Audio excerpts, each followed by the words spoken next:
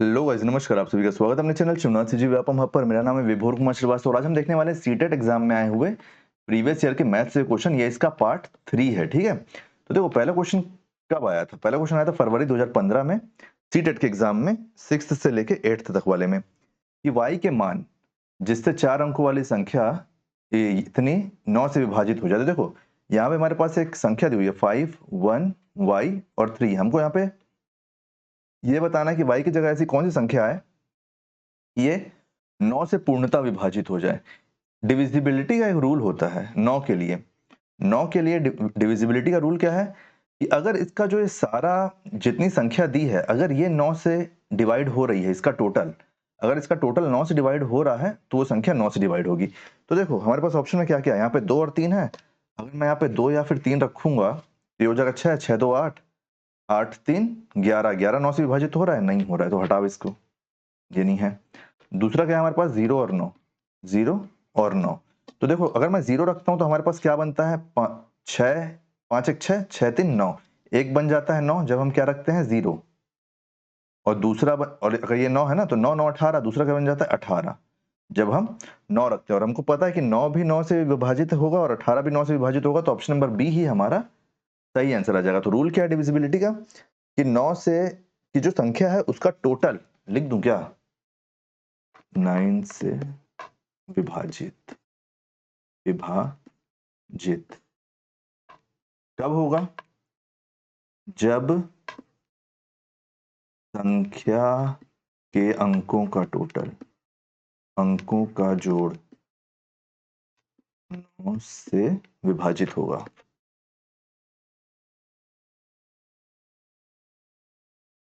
नौ से विभाजित होगा, 9 से विभाजित संख्या 9 से विभाजित होगी, ठीक है। तब इसको आप स्क्रीनशॉट ले लो। तो ऑप्शन नंबर बी हमारा सही आंसर हो जाएगा। यहाँ पे क्या आएगा? यहाँ पे आएगा 0 या फिर 9। देखो फिर, क्योंकि 0 और 3, मान लो यहाँ 3 रख दिए तो कितना हो गया? देखो, 9 3 12 हो गया। 12 9 से डिवाइड होता है? नहीं होता ना। फिर आप यहाँ पे क्या रखोगे? 3 और 9 है, अगर यहाँ पे 3 रख दोगे तो क्या होगा? वो 12। और अगर 9 रख दोगे तो क्या होगा?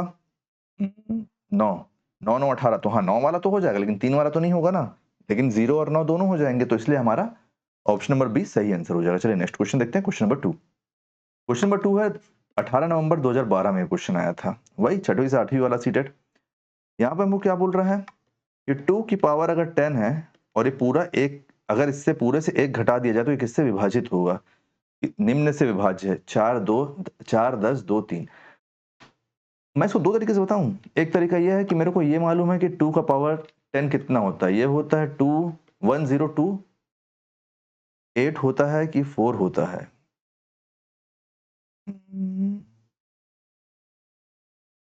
8 होता है कि 4 होता है? 4 होता है। 102 4 होता है। 102 4 होता है। अगर मैं इससे एक घटाऊंगा तो कितना हो जाएगा? 102 3। मेरे पास क्या आ जाएगा आंसर निकल के? 3। क्यों? क्योंकि ये मेरे को याद है। ऑप्शन नंबर डी इसका सही आंसर हो जाएगा। क्यों? क्योंकि मेरे को 2 की पावर 10 याद है, ठीक है। लेकिन अगर आपको पावर याद नहीं है, कोई और पावर यहाँ पे दी है, तब आप कैसे निकालोगे? तो आप सबसे पहले करोगे एक काम। क्या काम? ये जो पावर वाली संख्या है ना, इसका जो पावर है, इसके पावर को आप 4 से डिवाइड करोगे, 4 से। और ये बताओगे कि रिमाइंडर कितना बच रहा है। 4 से जब मैं इसको डिवाइड करूंगा तो यहाँ से रिमाइंडर मेरे पास कितना बचेगा? रिमाइंडर यहाँ से मेरे पास 2 बचेगा। कितना बचेगा दोस्तों? 2 बचेगा ना। तो जब मेरे पास 2 बचेगा तो मैं इसी को 2 की पावर कर दूंगा, और यहाँ पे 1 है तो 2 की पावर 2 कितनी हो गई? 4। 4 में जब मैं एक घटाऊंगा तो मेरे पास क्या निकल के आ गया? आंसर 3। तो 3 इसका, 3 इसका क्या रहेगा? 3 इसका रिमाइंडर रहेगा। और 3 जब इसका रिमाइंडर है तो ये 4 से तो विभाजित होगा नहीं, 2 से तो विभाजित होगा नहीं, 10 से तो विभाजित होगा नहीं, तो किससे विभाजित होगा? 3 से ही तो होगा। तो 3 हमारा यहाँ पे सही आंसर हो जाएगा, ठीक है। क्योंकि ये विषम संख्या है और बाकी सारे ऑप्शन, केवल 3 को छोड़ के बाकी सारे ऑप्शन हमारे पास यहाँ पे सम संख्या है, तो इसलिए ऑप्शन नंबर डी हमारा यहाँ पे सही आंसर हो जाएगा। और इस 1023 को अगर आप इससे डिवाइड करोगे तो भी हो जाएगा। ये कैसे होगा? देखो, 1023 को अगर आप 3 से डिवाइड करोगे तो ये कैसे हो रहा है? देखो, 3 बार में गया, 3 बार में गया, फिर 4 बार में गया, फिर 1 बार में गया, तो आपका आंसर निकल के आ गया ना। आंसर आपका निकल के आ गया 3। चलिए नेक्स्ट क्वेश्चन देखते हैं। नेक्स्ट क्वेश्चन हमारा क्या होगा? नेक्स्ट क्वेश्चन होगा, देखो यहाँ पे जो मैं डबल लाइन लगाया हूँ, अगर उसको तुम सोच रहे होगा कि मैं रिमाइंडर के लिए है, तो ये रिमाइंडर के लिए ही है कि रिमाइंडर अगर सॉरी रिमाइंडर नहीं, लास्ट यूनिट डिजिट अगर 3 है तो वो 3 से ही तो विभाजित होगी ना, 4 10 और 2 से होगी नहीं। स्क्रीनशॉट ले लो, इसका क्वेश्चन अच्छा है। नेक्स्ट क्वेश्चन देखते हैं, क्वेश्चन नंबर 3। ये 1 का भी इसका रूल का ले लियो ना स्क्रीनशॉट, इसके रूल का स्क्रीनशॉट ले लो अगर कोई छूट गए हो तो। चलो नेक्स्ट क्वेश्चन देखते हैं, क्वेश्चन नंबर 3। क्वेश्चन नंबर 3 है हमारा सीजी टेट एग्जाम 2014 वाला।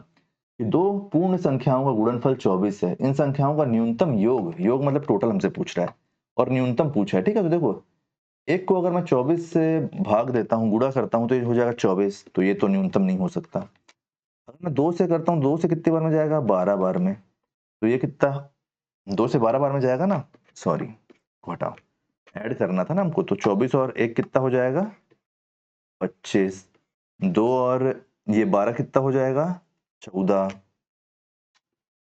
14 ऐड करते चलना, ठीक है। फिर 3 से कितनी बार में जाता है, 3 से आएगा 24 8 बार में, तो ये हो जाएगा कितना 11। फिर हमारे पास क्या हुआ, हमारे पास आया 4, 4 में कितने बार में आता है 4 6 24, तो ये कितना हो गया, ये हो गया 10। फिर हमारा क्या हुआ 5, तो 5 के टेबल में तो 24 आता नहीं है, फिर कितना हो गया 6, तो ये फिर रिवर्स जाएगा, देखो 6 और 4। फिर क्या आएगा 7, तो 7 में 24 आता नहीं है, फिर क्या आएगा 8, तो 8 और 3। फिर क्या आएगा 9, 9 में आएगा नहीं, 10 में आएगा नहीं, 11 में आएगा नहीं। तो इससे हमको क्या पता चला कि सबसे न्यूनतम योग हमारा क्या बन सकता है 10। ऑप्शन नंबर ए हमारा सही आंसर हो जाएगा, ठीक है। नेक्स्ट क्वेश्चन देखोगे आप, question number 4, CG TET exam 28 जुलाई 2013 वाला। इसमें क्वेश्चन आया कि जब किसी संख्या के आधे में, किसी संख्या के आधे में 15 जोड़ दिया जाता है, तो ये 15 संख्या आप x मान लो, ठीक है। x क्या है, माना कि संख्या इक्वल टू x है, ठीक है। अब इतना लिखना पड़ेगा क्या, अब इतने बड़े बड़े हो गए हो आप लोग, नहीं लिखूंगा मैं अगले से, ठीक है ना। देखो ये x है, किसी संख्या के आधे में,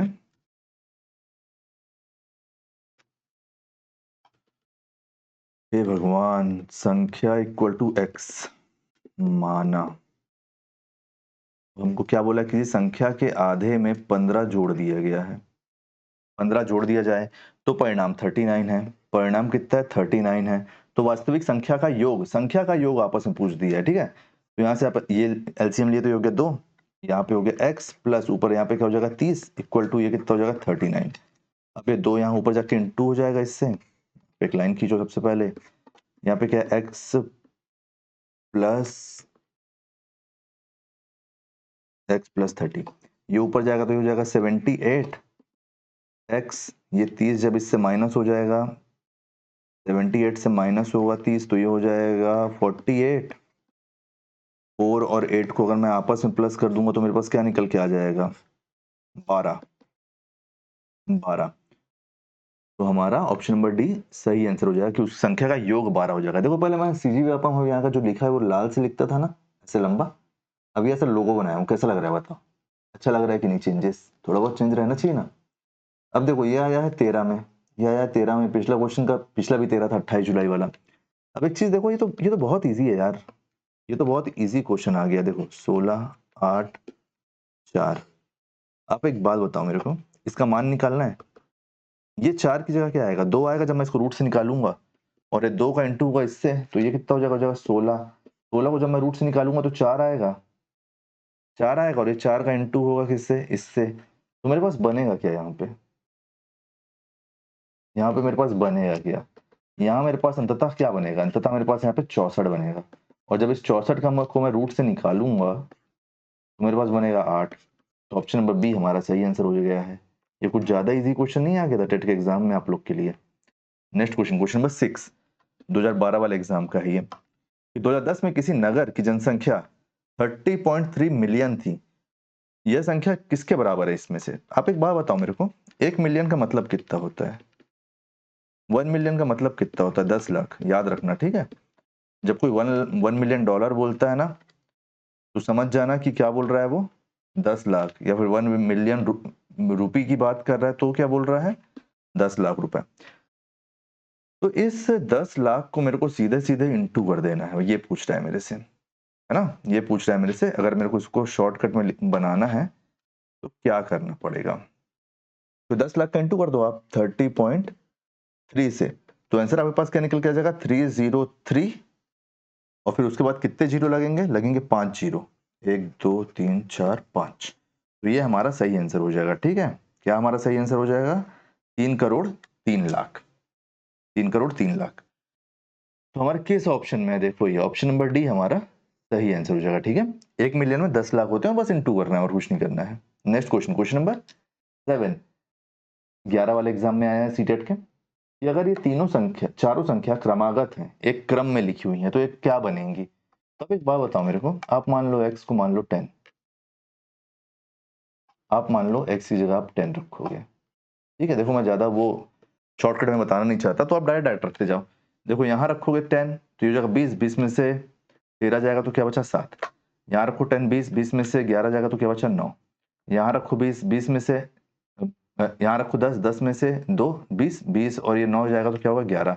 तो देखो ये विषम संख्या क्रमागत संख्या, अब यहाँ पे 13 आएगा, 7 घटाओगे 13 आ जाएगा। तो ये सब क्या है, विषम संख्या। तो ऑप्शन नंबर बी आपका सही आंसर हो जाएगा। ठीक है, next question, question number 8। Question number 8 आया 26 जून 2011 को कि अगर ये लिखा हुआ है, इकाई का स्थान पूछ रहे हैं हमसे। देखो मैं आपको बताया था ना, कितना अच्छा कॉन्सेप्ट बताया था पिछले क्वेश्चन में, वो आप यहाँ पे लागू करो कि 2003 को अगर आप 4 से डिवाइड करोगे तो आपके पास क्या बचेगा।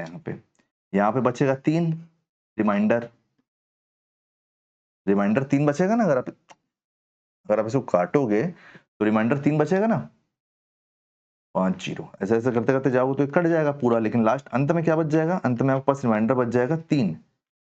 तो 3 का आप क्या करोगे, 13 टू दी पावर 3 हो जाएगा ना वो।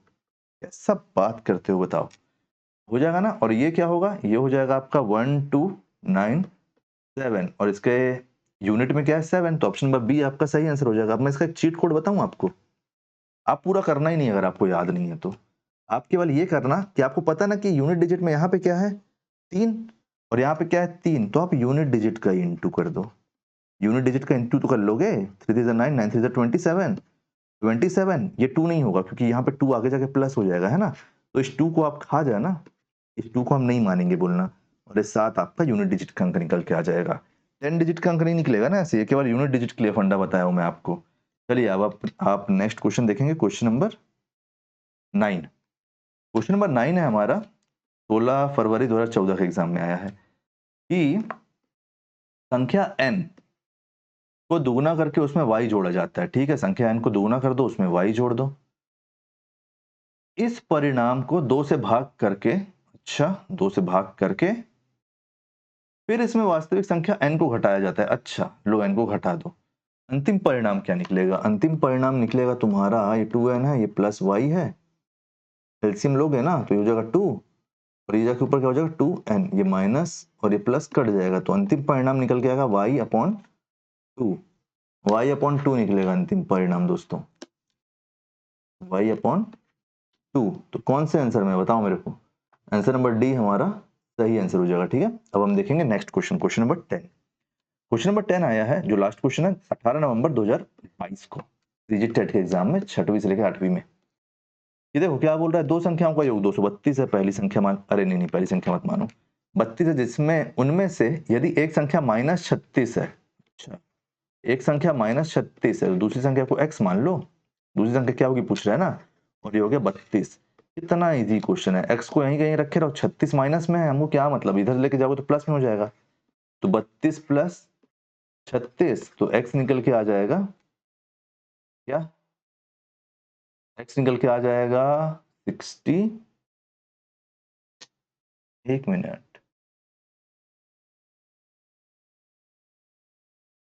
हाँ ठीक तो है, x निकल के आ जाएगा 68। दो संख्याओं का योग 32 है, पहली संख्या, हाँ ठीक तो है 68।